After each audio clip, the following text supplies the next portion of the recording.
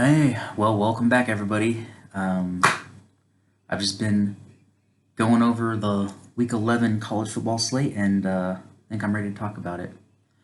First, I want to go over how this weekend went again, and my NFL last night got ended 2-3, 2 of 3 in NFL, 2 wins, 1 loss.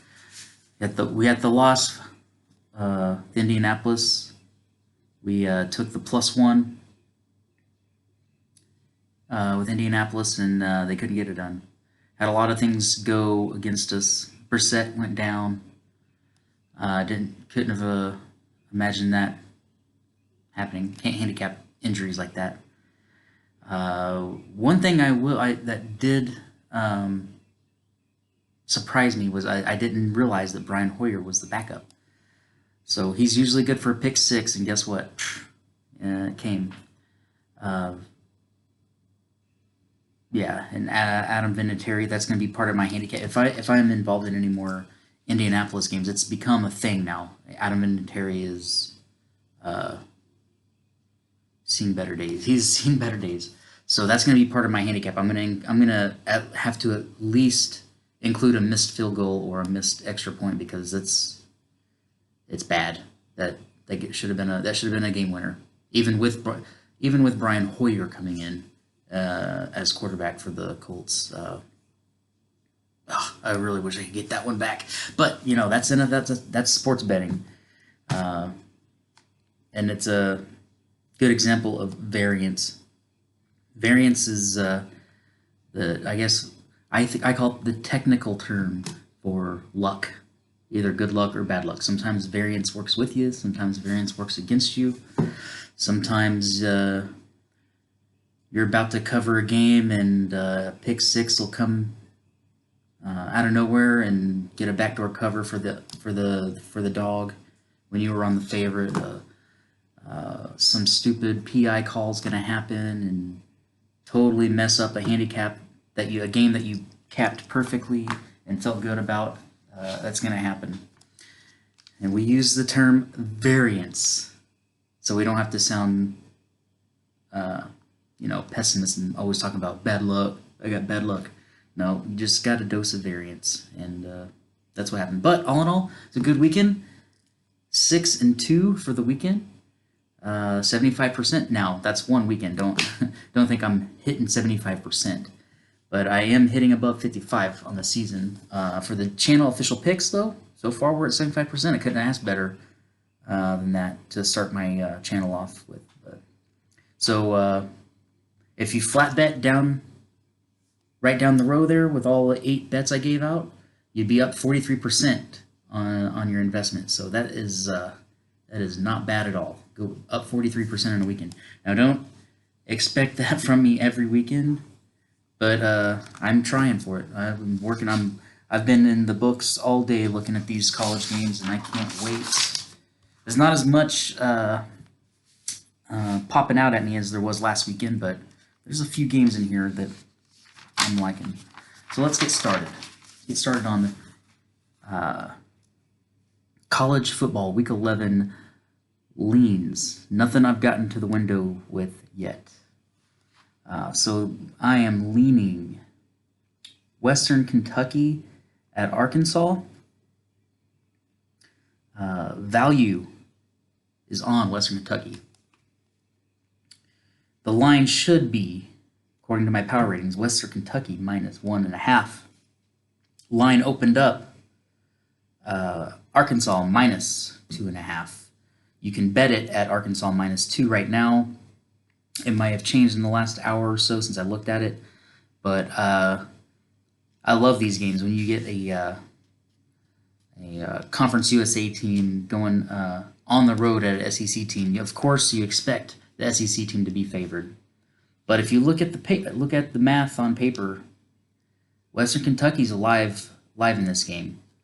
Now I haven't got to the window yet. I haven't dug into it as much as I have some of these other games, but I am, as of now, looking for reasons to bet on Western Kentucky.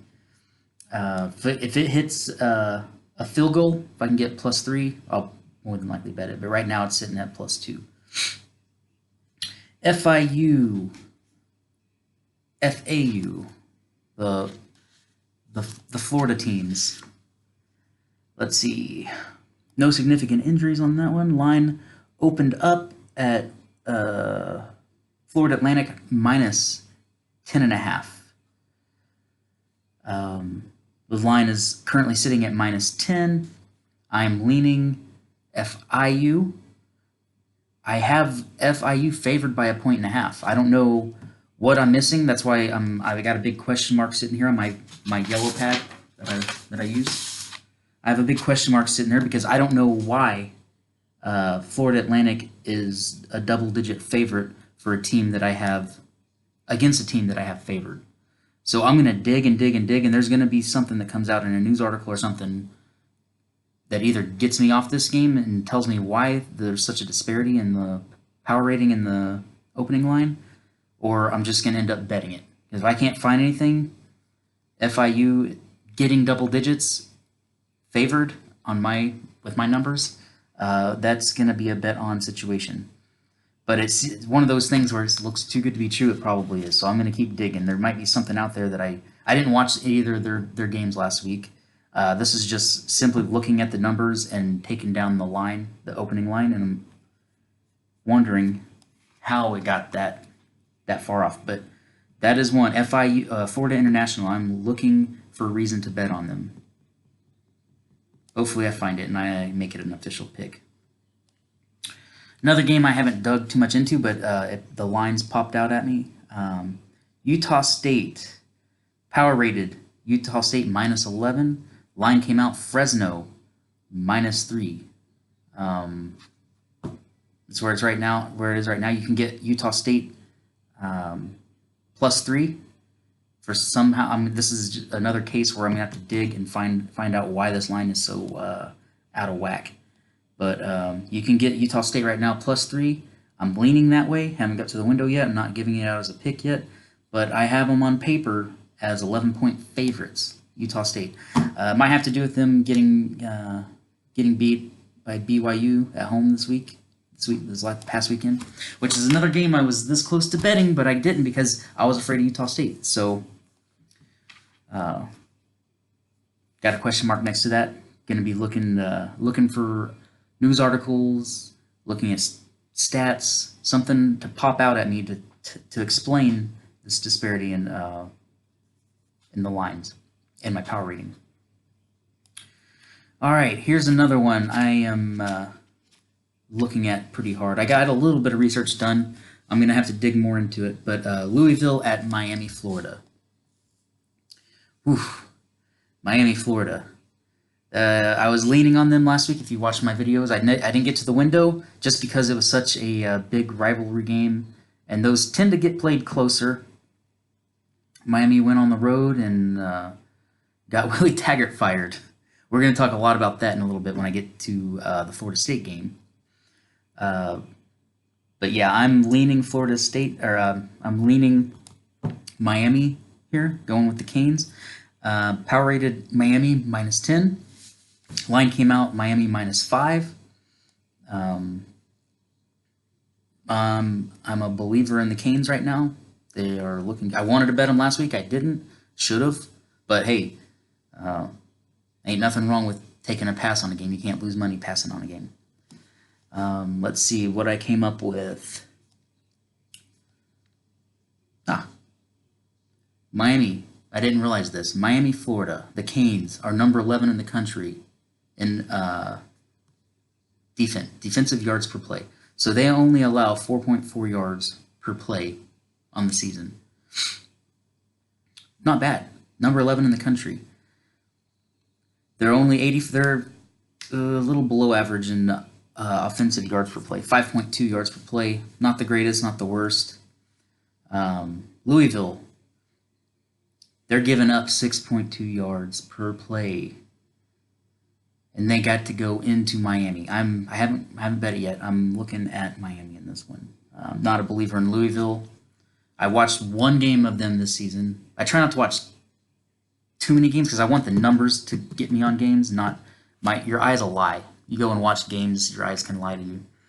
And no better example of that than me betting on Florida against Georgia this past weekend. So your Lion eyes will lose you money in the long run. So I watched them play. I watched Louisville play Notre Dame. They actually looked pretty good in the beginning. I thought Louisville had a chance. Then Notre Dame just opened up on them, and there wasn't nothing they could do to stop them. I think it was like week 1 or 2. It was really early in the season. But I don't believe in Louisville. They've won some big games. I'm like, I'll give them that. But they're giving up lots of points. Miami's not going to let them do what they want on offense. Miami's going to hold them to lower yards than what you're used to seeing. One thing I did look at that kind of surprised me. Both of them rank 47 and 48 in strength of schedule. I kind of thought Miami had a stronger strength of schedule, but whenever I went and looked I go to team rankings, get a lot of free info, all kinds of good stats you can get off of there. But I kind of expected Miami to have a stronger strength of schedule, but they've had, in fact, Louisville was number 47 strength of schedule. Miami had 48. So I'm going to dig more into that, look for a reason to either get on Miami or get off the game totally. But not an official pick, but I'm leaning Miami. All right. Here's another game that's really popping out at me. I think I'm thinking too hard on it, but Purdue and Northwestern. Why would anyone put money on Northwestern? Why is after they've covered what, 2 spreads all season? Here's a good one. 62 points scored. What kind of stat do you think that is? That's total Northwestern points scored all season. You got teams scoring that in one game. You can't even consider Northwestern in this game, in my opinion. Just looking at the numbers, not only watching their games, they look awful. But look at their they get 3 yards per play on the season. 3 yards per play on offense. They're giving up almost 6 yards a play. Defense getting gassed in the air. They give up 8.4 yards every time.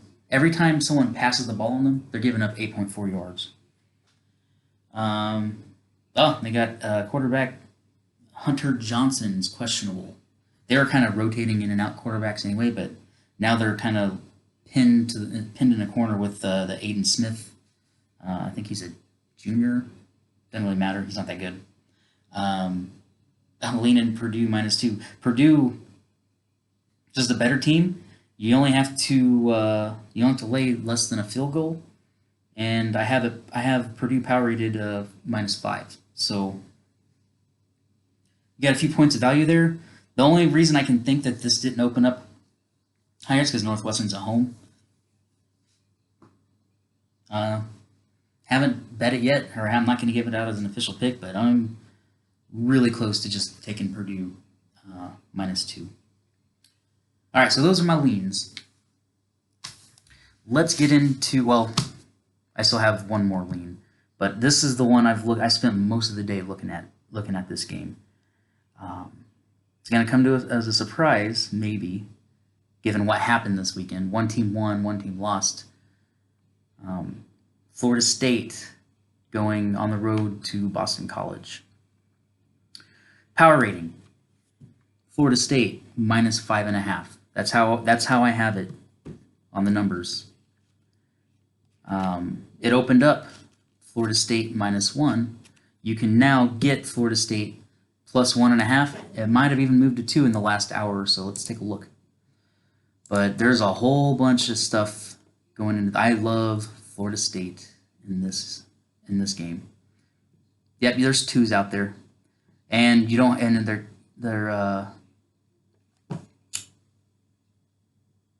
the odds are really favorable. -105, -108, -105 at +2.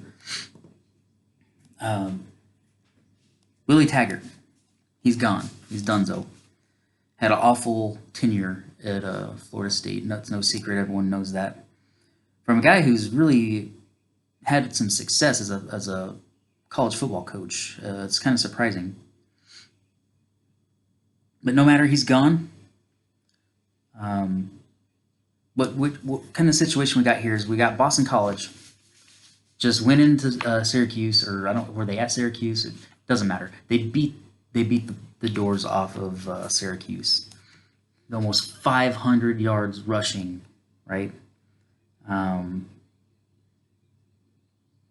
They only threw the ball 10 times.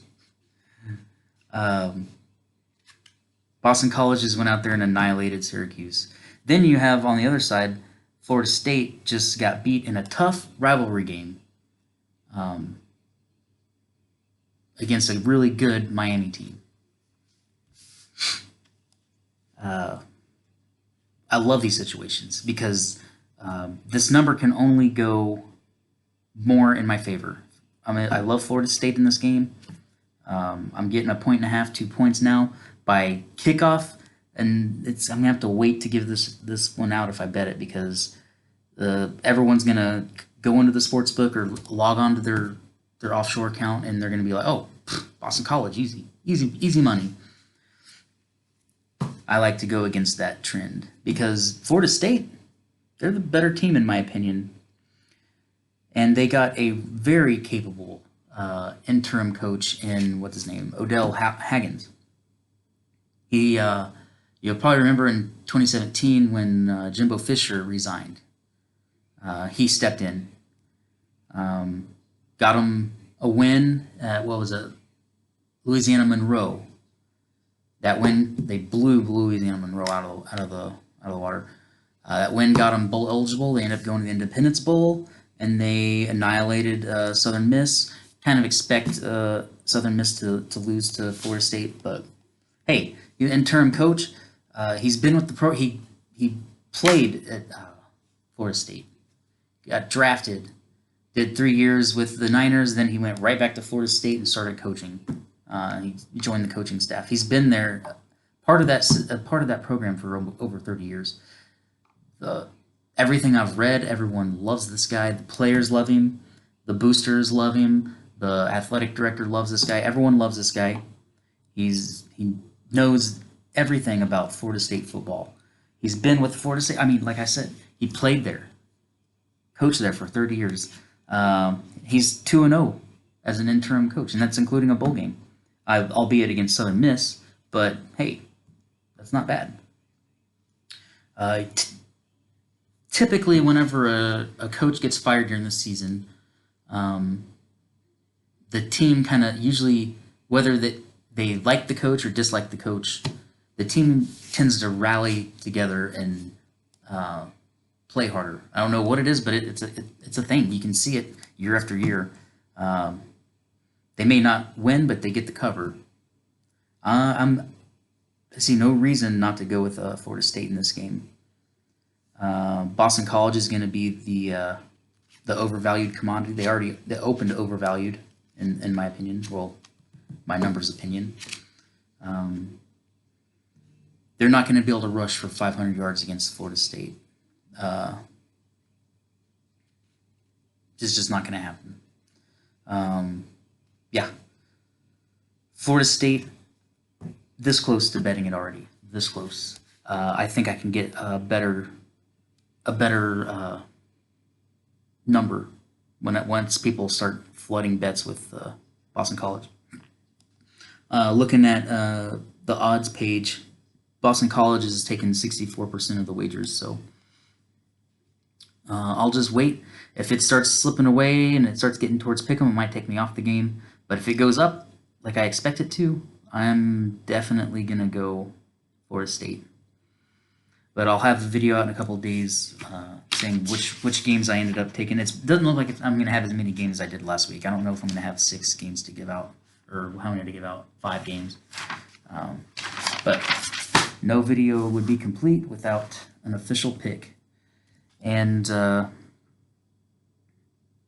going to talk real quick about week 1. There's a lot of stuff, like a lot of crazy stuff that happens in week 1, NFL and NCAA. Teams go out and lose unexpectedly their first week. and that leaves a taste in your mouth for that team. Like, you think, man, that team must suck. But then you start looking at it and it's like, maybe that team they lost to wasn't that bad in the first place. Maybe they just didn't have their stuff together yet. New coach, new system. I'm looking at Tennessee, Kentucky.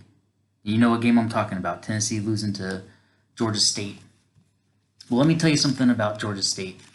There's worse teams you could lose to. They're they're a winning program right now. They're already bowl eligible. Yep, they're already eligible for a bowl. They've been beating good teams, including they beat Tennessee to open the season. Furman, well, you kind of expect that. Lost to Western Michigan, lost to Texas State, but then Arkansas State, Coastal Carolina, Army, Troy, taking care of business, and they still got some good games ahead of them. I'm going to be looking at them since I thought of this, since this Tennessee game this week. But I'm going to be looking at them in the future, the near future. But let's look at Tennessee. Talking about strength of schedule.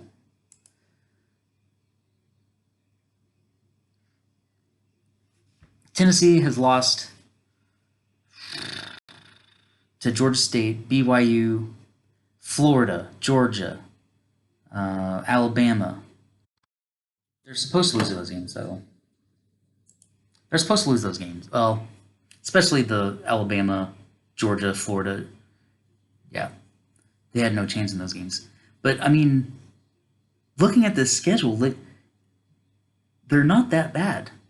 They beat UAB, expected that. South Carolina, I wouldn't have expected that. Mississippi State got the job done.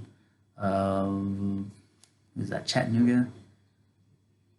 Yeah, Chattanooga, I think. But that week 1 loss to Georgia State, who ended up being a pretty good team anyway, is kind of really stuck in the back of everyone's minds. Like, Tennessee sucks, and the line's reflecting that here. Kentucky, what have they done? Let's take a look at Kentucky.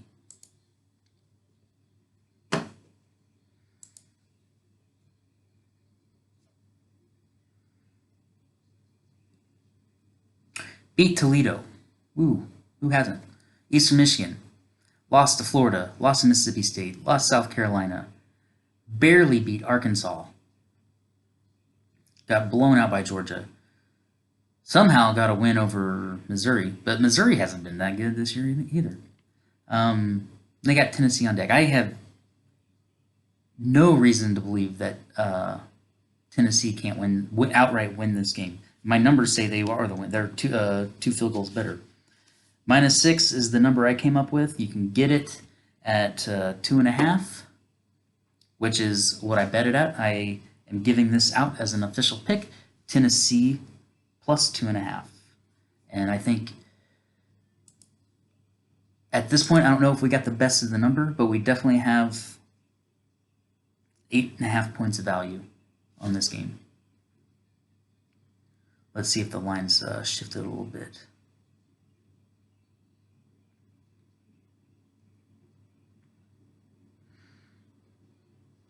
Tennessee, Kentucky. Yeah, 2.5 across the board. And you get less juice. So I got it -105. You go to Bet Online, Heritage. 5 Dimes has it -110. But yeah, it's pretty favorable right now. You might even wait. It goes up to +3, -110. That might even be better. But I say they win outright. The only thing that scares me is Tennessee going on the road. They have that really good home field advantage. Even though they're not the best team in the SEC right now, they still have a massive home field advantage. They have one of the most dedicated crowds in college football. Kentucky, not impressed. They just lost both their quarterback. Oh, yeah, what? Their injury report on these guys was awful. I heard, if I can recall.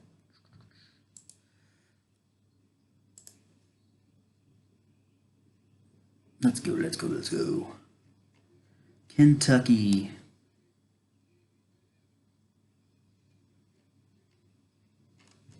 Overshot it.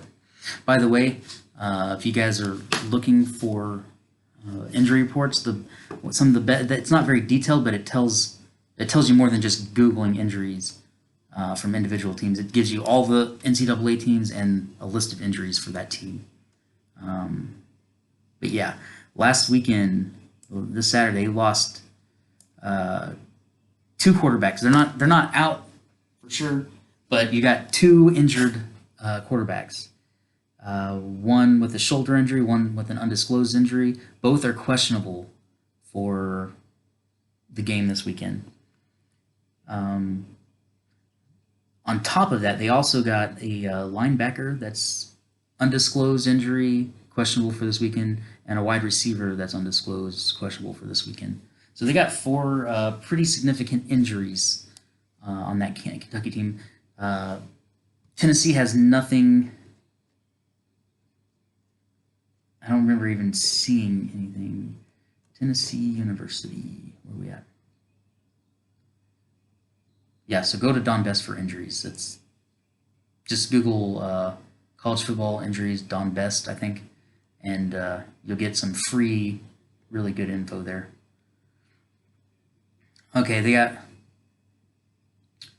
got a couple guys that are questionable for this weekend. They got 2 O-line players with an ankle and a knee.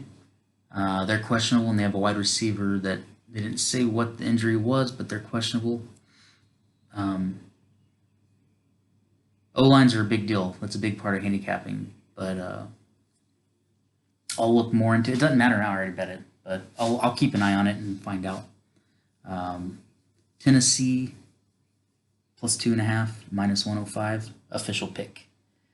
I'll have a video out in about a day or 2 after I've really done my homework and dug into these games, watched the line moves, kind of like looking at the market, and I'll have some more official picks, hopefully. If not, there ain't nothing wrong with having 1 pick for a week. Like I said, there's a lot of leans. Had a lot of leans last week. I got rid of most of them. Some of them I wish I would have hung on to because they happened exactly how I said it was going to happen, but that's all right. Yeah, official pick, Tennessee, plus 2.5. Give me a couple days and I'll have some more information for you. But until then, these are my picks, and hope you enjoy. Like, comment, subscribe, whatever you can do to help me out. Appreciate it.